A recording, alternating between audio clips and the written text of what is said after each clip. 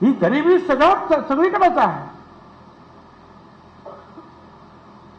पण तो गरिबी हटवण्यासाठी भारत सरकार, महाराष्ट्र शासन वेगवेगळे कार्यक्रम देते आहे. शेतकऱ्यांच्या ज्या सुखसोयी त्या देत आहेत, कष्टकऱ्यांच्या देत आहेत. पण त्याचबरोबर शिक्षणासाठी ज्या वेळेला मराठा पुढे मध्ये आणखीच मला सांगतो, हे आरक्षण जाहीर झाल्यानंतर कोर्टामध्ये गेलं, कोर्टातून सुप्रीम कोर्टात गेलं. 9 जजेस सन्माननीय सुप्रीम कोर्टाचे, त्यांच्या पुढे गेली केस. त्यांनी अभ्यास केला आणि त्यांनी सांगितलं आरक्षण बरोबर आहे, 27% आरक्षण द्या. 54% ओबीसीची संख्या आहे. 1931 साली ब्रिटिशांनी जनगणना केली. मंडल त्यांनी पण सांगितलं ह्या देशात 54% ओबीसी आहेत. ओबीसी म्हणजे एक जात नाही, अनेक जातींचा समूह आहे. अदर बॅकवर्ड क्लास वर्ग, मराठा एक जात.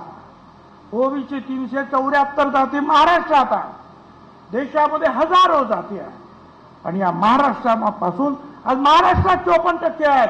बिहारमध्ये जाती गणना केली 63% निघाले.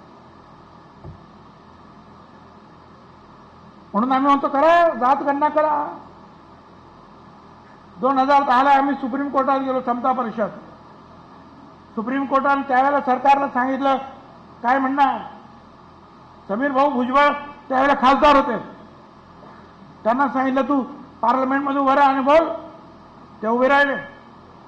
गोपीनाथराव मुंडे त्यांच्या जोडीला आले. मग दोघांनी मिळून सगळे जे आहेत यादव वगैरे अमुक तमुक सगळे जे आहेत, शरद यादव पासून लालू प्रसाद यादव, सिंग मायावती, जे कोण होते, मुलायम सिंग वगैरे सगळे एकत्र झाले आणि प्रणब मुखर्जींना सांगितलं सभागृहात येऊन पार्लमेंटला की आम्ही मागणी मान्य करतो. आम्ही ती केस मागे घेतली. पण तिथे आमची फसवणूक झाली.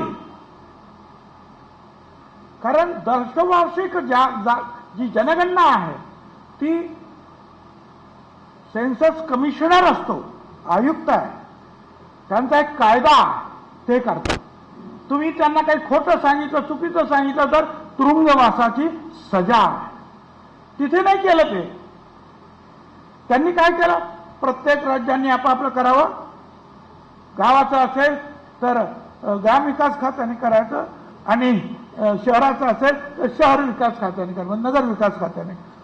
आणि त्याच्यामध्ये सगळं बट्ट्याबोळ झाला. आमची मागणी तेव्हापासून आहे, 2010 पासून. तेव्हापासून मागणी त्याच्या अगोदरपासून आहे. पण मला आनंद आहे आणि मी प्रधानमंत्र्यांचं त्रिवार अभिनंदन करतो की त्यांनी जाहीर केलं की या वेळेला मी ही जात गणना करणार आहे. अवश्य हा आमच्या होऊन जाऊ द्यात नाही का. आम्ही किती आहोत काय ते कळेल तरी. प्रत्येक वेळेला आम्हाला कोर्टात कोर्टात कोर्टात तुम्ही किती आहेत काय, किती आहेत काय, हेच चालतं. आता isakal.com आहे देशातील नंबर 1 ची मराठी न्यूज वेबसाईट. प्रत्येक अपडेटसाठी isakal.com ला नक्की भेट द्या.